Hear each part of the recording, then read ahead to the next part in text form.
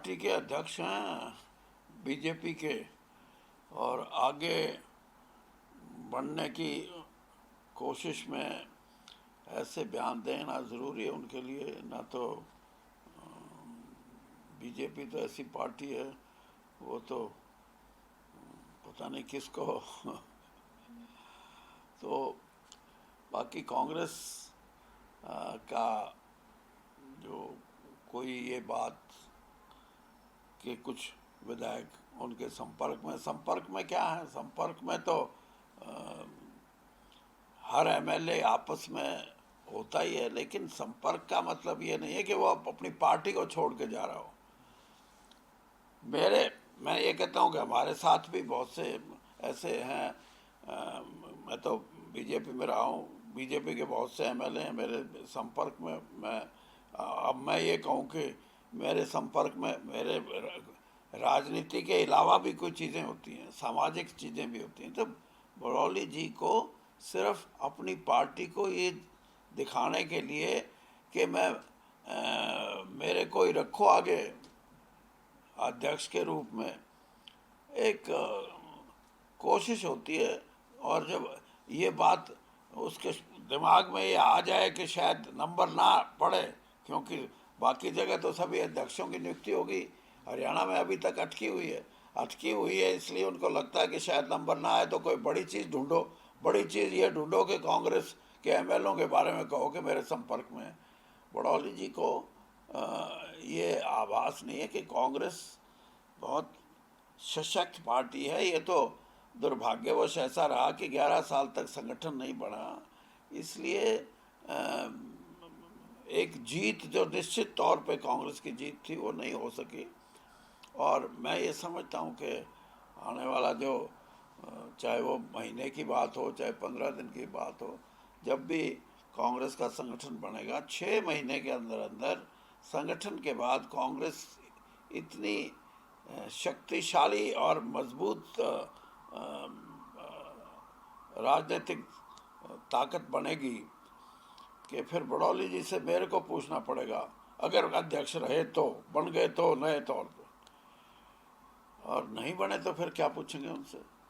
बन गए तो उनसे पूछेंगे, बड़ौली जी आप बताओ, आपके आदमी कांग्रेस की तरफ आकर्षित हो रहे हैं, आपके विधायक, क्या राय है आपकी। तो मैं ये बात इसलिए कह रहा हूँ कि सिर्फ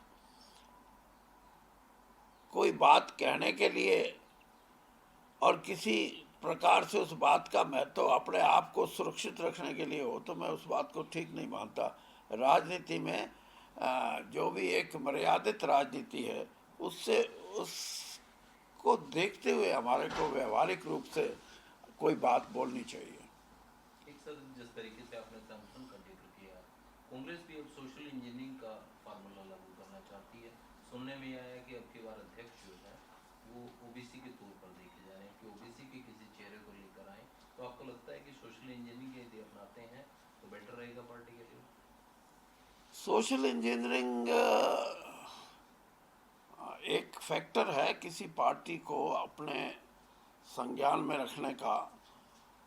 और भी बहुत सी चीज़ें ऐसी होती हैं कि सिर्फ सोशल इंजीनियरिंग नहीं, किसी भौगोलिक दृष्टि से भी किसी राज्य की भिन्न भिन्न क्षेत्रों में क्या पहचान है, और इसके साथ साथ कौन सी ऐसी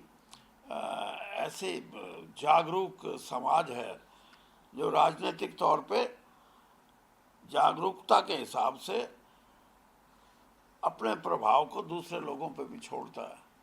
बाकी ये ज़रूर है कांग्रेस का, और ख़ास तौर पे अब जब नया संगठन बनने की जो बात आप कह रहे हैं, उसमें निश्चित तौर पे ये बात सामने आएगी। और हमने ये सोचा भी है, राहुल गांधी जी ने जब वो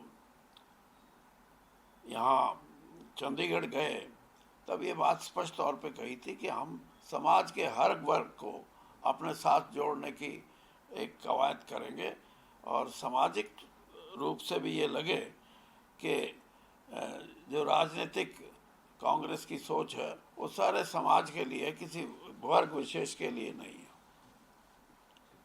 थी बैठक, अभी आप 10 दिन भी नहीं हुए तो आप इतनी जल्दी, जो 11 साल की चीज़ को आप सोचते हो 11 दिन में हो जाएगी। उन्होंने समय निर्धारित किया है कि 1 महीने के अंदर अंदर जो भी पर्यवेक्षक हैं, चाहे वो एआईसीसी के हैं, हरियाणा के हैं, वो जाएं, साधारण लोगों से भी मिलें, कांग्रेस के कार्यकर्ताओं से भी बात करें, कांग्रेस की कोई पुराने नए जो नेता लोग हैं उनकी भी राय लें और तब हम पैनल बना के भेजें, ताकि सही निर्णय थोड़े से थोड़े समय में हम करें संगठन को सुचारू रूप से चलाने के लिए।